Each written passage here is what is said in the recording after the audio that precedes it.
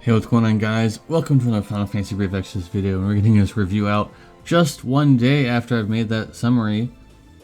Not even really that long. So briefly, we're gonna go over the NVAs. There's no slides for them. Fang and Dressy Eileen, they're just okay to just not really worth mentioning. Unfortunately, Dressy Eileen did get 500 flat attack on her gun, but other than that, there really isn't anything worth mentioning. And then Fang is just another jumper, just another jumper. So at least if you didn't have any jumpers, if before getting Fang, I guess you now have a jumper. So that's really it. And then all the crown units like Cyan, he's not gonna be in the next cloud, unfortunately for Earth, because he didn't get any 500 flat attack on his STMR for some reason. I don't know why. He doesn't have a lot of attack, unlike the OG Cloud, so I don't think it's going to be another Cloud situation. He only has 50 times mod buff on his cooldown, so not really that worth it. He does have 150% amp, so he could still be a decent finisher, I guess, but other than that, just kind of whatever. And then the rest are they're just okay. They're not really, there's not really worth making a slide for because there isn't much to say. They're just okay. I guess that's what they're going with nowadays. Just crowns are supposed to be just making units just okay, instead of just making them top tier for the moment, kind of a thing, which it should be.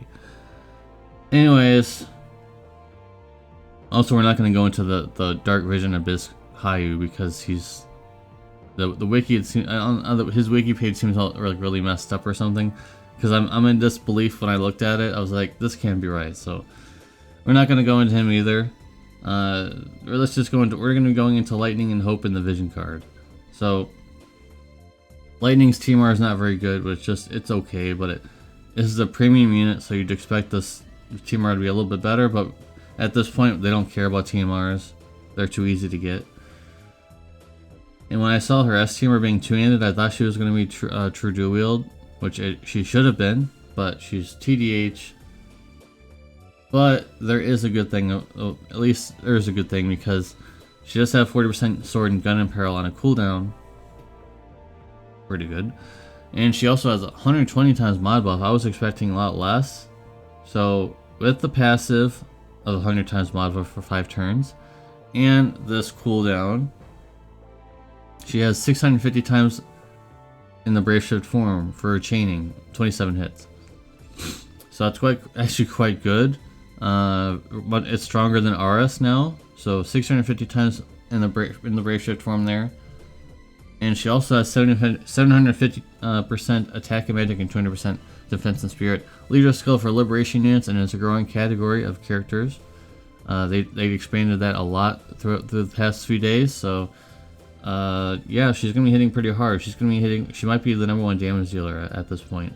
If she was true dual at 8 times cap, I wouldn't even say oh, she's not. She's definitely the #1 damage dealer, but under her own leader skill, she's probably gonna be the #1 damage dealer in terms of just because of Ace. I'm convinced at this point, since Ace was so strong, even though all the calculations on the spreadsheets and everything put him pretty low, his leader skill makes up for it. So he also has an emergency 85% full break on a bunch of her abilities. Just in case, maybe, I don't know. Maybe if you don't want to bring a breaker, I guess you could use this. It's only 85%, but it's a slot, I guess. So I just wanted to put that in there because it honestly isn't anything. She's just a damage dealer. If you're expecting anything else, sadly you're mistaken. There wasn't anything worth mentioning other than she has 400 times ability chaining in her Brave Shift form, I guess, but you wouldn't really want to use that. You'd want to use her Brave Shift LB. That's where her damage is going to be coming from. Only 4 turns in the Brave Shift form, unfortunately, and her base form is really just filler, just like how Deus is. Kind of the same thing, where her base form just really isn't that amazing. Besides at least she has the 40% gun and sword and peril in her base form too. And still only the 5-turn passive for the mod buffs instead of making it up to 10. Because if they want to, make harder stuff, you gotta let last longer than 5 turns. The only positive is that in those purgatory trials, apparently from what I'm being told, is that on the next wave it comes back. So at least that's something. And then I don't know why they're doing this. You need EX2 for the 150% amp, whereas a lot of other characters don't need any EX level just to get it. So if at least if it was like more uses, actually I'm gonna go ahead and check to see if it's more uses. It is not more uses. And if you look in the wiki, by the way, if you're looking in the wiki along with me, it says on the wiki that it's EX3, but that's definitely incorrect because the news and the banner art says EX2. So I don't know whoever was doing the wiki yesterday was like drunk, because it's kind of all messed up right now. But yeah, it's EX2, not EX3. So if you're already typing that in the comment section down below where it says it's an EX3 requirement, no, in the news it says EX2. And I trust that the news and everything Alan puts out is much more trustworthy than what the wiki parsed, I guess. I don't know why it's EX3. If it's EX3, that'd be a huge L, but it's not. It's definitely not. If it is, that'd be silly. And now let's move on to her score. 8.5 out of 10. I think her damage is obviously very high, and under her own leader skill, she's probably gonna have 16k attack. I would imagine, because she also has a 80 something attack close with 500 flat attack for herself.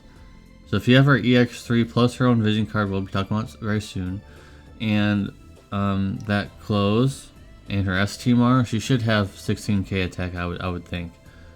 I don't know why she would struggle with getting attack with that much stuff under her own leader skill.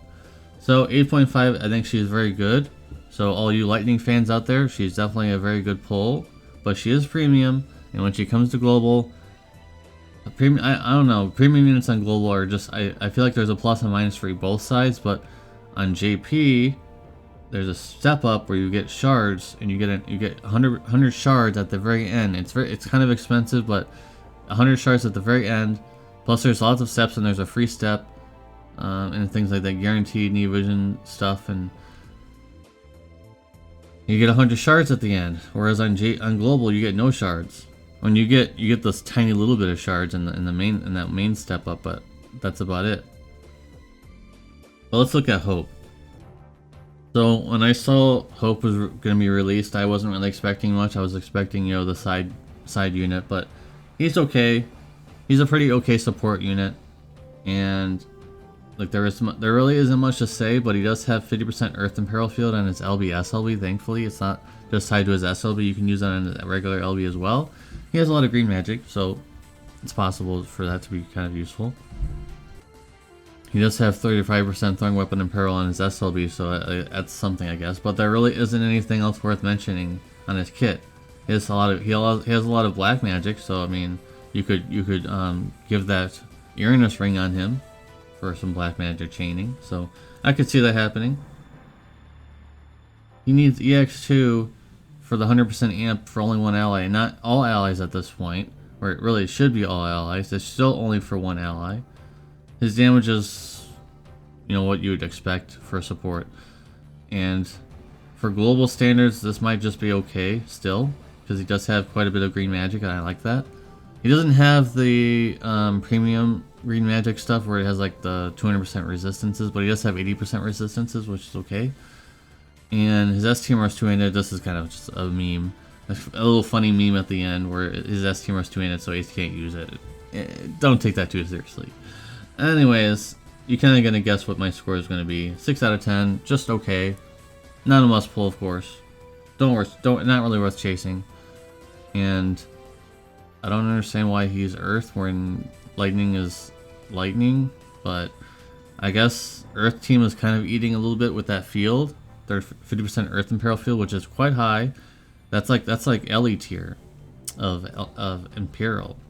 So if you love Earth teams, this might be just for the Earth and Peril alone, it might be worth bringing. And now let's look at the Vision card. So it's a very good card for Lightning or Ace, because they're both, I'm pretty sure they're both in the Liberation tag, but I may be mistaken because I'm still new to all these new categories. So Lightning, of course, will definitely benefit from this Vision card. So only Liberation unit can equip this. 170 attack and magic, of course, is the baseline. 80% attack and magic, 100% LB damage. and then 650 attack and magic instead of 500 for liberation units. So even beyond what I've said, Lightning can use this, and there's some other characters that can use this as well. So they're gonna be having a lot of stats at EX3 in this vision card for sure, and of course level 130 under their own leader skill. I wouldn't be surprised if their stats are super high with this, but you have to be a whale to get this far, or you have to be very lucky as well. So I could go through the entire step up on JP and not get a single lightning, or I could go through and I could get, you know, the rain experience where remember my rain pulls where they were insane. That could happen too. So it's all RNG, of course, as this game always is. Oh, we're at the end. Okay, we're at the end of the video. Let's talk about the dressy Ayaka. So even for global standards, I didn't make a slide for her, but because there really isn't much to say, and that's a positive way this time, because there isn't much to say because she's just okay. She would get a pretty good score. There isn't much negatives about her. It would be a lot of nitpicking. So she's, even for global standards, she's a decent support. Like she would be like think of Sylvie and think of like a half of a tier below Sylvie perhaps. She's decent as a support even for global standards, I would say. So she might be okay to grab, and she has a 20k HP barrier on her SLB. So that's okay, I guess. And she has 75% full mitigation on her SLB, so it's okay. She's just okay. She isn't really worth making slides for, but she's just okay. She'd probably get like a 7.5. Pretty decent. The meme worthy of her kit is the 50% full elemental resistance, which is just laughable. It's on a cooldown, by the way. It's not even like 100% full resistances. It's just 50%, which is not really worth using. But yeah, she's just okay. She's decent. So that's gonna be it for the video, guys. This is a very long video, so I apologize for not being as quick as it usually is. But let me know in the comment section down below what you guys think about all these units. And if you want me to go more in depth with any of the New Vision Awakenings or Crown units, let me know in the comment section down below as well. I'll make a video about them, I suppose, if you really want me to. But other than that, guys, hope you guys have a good day or night, and I'll see you in the next video. Peace.